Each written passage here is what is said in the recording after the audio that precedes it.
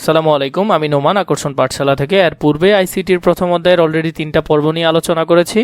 যেগুলো পরীক্ষা আসবে সেগুলো নিয়ে তোমাদের সাথে বিস্তারিত আলোচনা করছি, যাতে তোমাদের একটি ভালো ধারণা হতে পারে।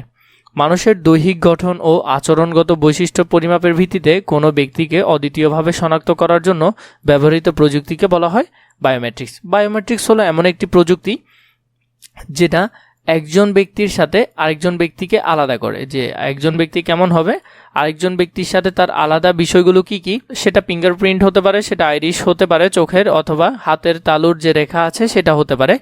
তো বিভিন্নভাবে ভাগ করা হয় তাকে। প্রধানত এই বায়োমেট্রিকের প্রকারভেদ হলো 2 রকম। এই 2 রকমকে আবার কিছু ভাগে ভাগ করা হয়, সেটা আমরা দেখব। প্রথমে শরীরভিত্তিকভাবে বায়োমেট্রিক্স পদ্ধতি হলো 5টি। প্রথমে আঙ্গুলের ছাপ শনাক্তকরণ। তো আঙ্গুলের ছাপের মধ্যে আমরা জানি একজন মানুষের আঙ্গুলের ছাপের সাথে আরেকজন মানুষের আঙ্গুলের ছাপ মিলে না। এগুলো সাধারণত উচ্চতর দক্ষতা কোয়েশ্চেনে আসার সম্ভাবনা অনেক বেশি। তো এখান থেকে তোমরা একটু পড়বে, যেটা তোমাদের জন্য আশা করি সুবিধাজনক হবে। একটা মানুষের হাতের রেখা বা পুরুত্ব, আকার, আকৃতি, বিন্যাস কেমন হয় সেটা এখান থেকে শনাক্ত করে। 3 নাম্বার আইরিশ শনাক্ত। চোখের যে আইরিশ আছে বা চোখের মনির চারপাশে বেষ্টিত রঙিন বলয় বা আইরিশ যেটা, তাহলে আইরিশের আরেক নাম হলো বলয়। তো এটাকে শনাক্ত করা হয়। এরপরে মুখমণ্ডলের অবয়ব শনাক্ত করেন, মানে মানুষের মুখমণ্ডলটা কেমন হবে সেটার অবয়বটা শনাক্ত করে। ডিএনএ পর্যবেক্ষণ বা ডিএনএ টেস্ট।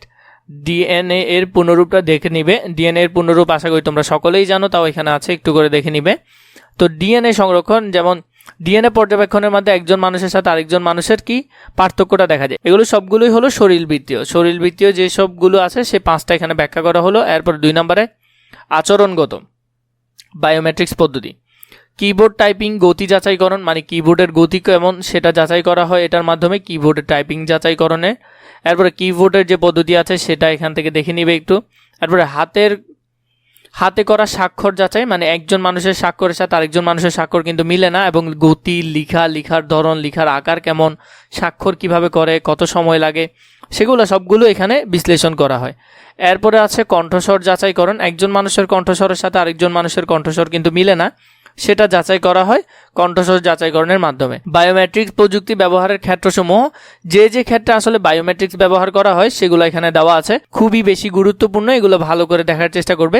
মৃতদেহ শনাক্তকরণ, অপরাধী শনাক্তকরণ, পিতৃত্ব বা মাতৃত্ব শনাক্তকরণ, জাতীয় পরিচয়পত্র, biometrics passport, driving licence, voter নিবন্ধন, এটিএম, অনলাইন ব্যাংকিং, এগুলোর ক্ষেত্রে সাধারণত ব্যবহার করা হয়। এখানে অনেকগুলো ক্ষেত্র দেওয়া আছে। এটা ঘ লেখার ক্ষেত্রে তোমাকে সাহায্য করবে। তুমি যদি এই পয়েন্টের নামগুলো দিয়ে লিখতে পারো তাহলে সেটা তোমার জন্য অনেক বেশি ভালো হবে। এরপরে বায়ো ইনফরমেটিক্স। তোমাদের এই অংশ থেকে গ বা ঘ হতে পারে।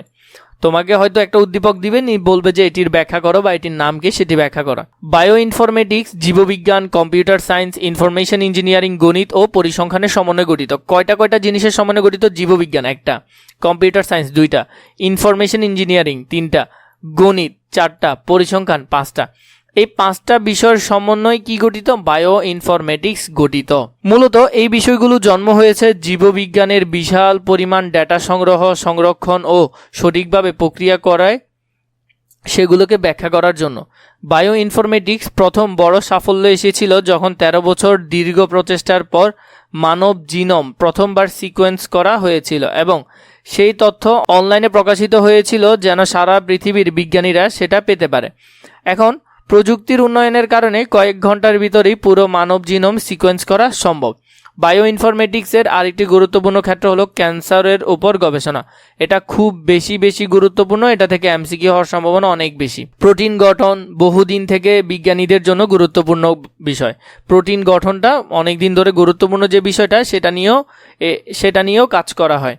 সাধারণত নিচের 4টি ভিন্ন শাখায় কৌশল সমন্বয়ে বায়োমেট্রিক্স পদ্ধতি কাজ করে থাকে। একটা হলো আণবিক জীববিদ্যা ও মেডিসিন নিয়ে এটার কাজ করা হয়, ডেটাবেস নিয়ে কাজ করে, প্রোগ্রাম নিয়ে কাজ করে, গণিত ও পরিসংখ্যান নিয়ে কাজ করে। তাহলে ধাপে এই 4টা বিষয় নিয়ে তারা কাজ করে থাকে। বায়ো ইনফরমেটিক্সের ব্যবহার, আসলে এটা কোথায় ব্যবহার করা হয়? মূলত জৈবিক পদ্ধতি বিশ্লেষণ সম্পর্কে সম্যক এবং সঠিক ধারণা অর্জন করার ক্ষেত্রে বায়ো ইনফরমেটিক্স ব্যবহৃত হয়। আর এই জৈবিক তথ্য হিসাব নিকাশ এবং এই সম্পর্কিত যাবতীয় সমস্যার সমাধানে কম্পিউটার প্রযুক্তি ব্যবহারও অপরিহার্য। মলিকুলার মেডিসিন জিন থেরাপি, ওষুধ তৈরিতে, বর্জ্য পরিষ্কারকরণে, জলবায়ু পরিবর্তন গবেষণায়, বিকল্প শক্তির উৎস সন্ধানে, জীবাণু অস্ত্র তৈরিতে, ডিএনএ ম্যাপিং ও অ্যানালাইসিস, জিন ফাইন্ডিং, প্রোটিনের মিথস্ক্রিয়া পর্যবেক্ষণে বায়োমেট্রিক্সের ব্যবহার হয়। তো এই যে বায়োমেট্রিক্সের ব্যবহারের যে ক্ষেত্রগুলো আছে এগুলো একটু ভালো করে দেখার চেষ্টা করবে।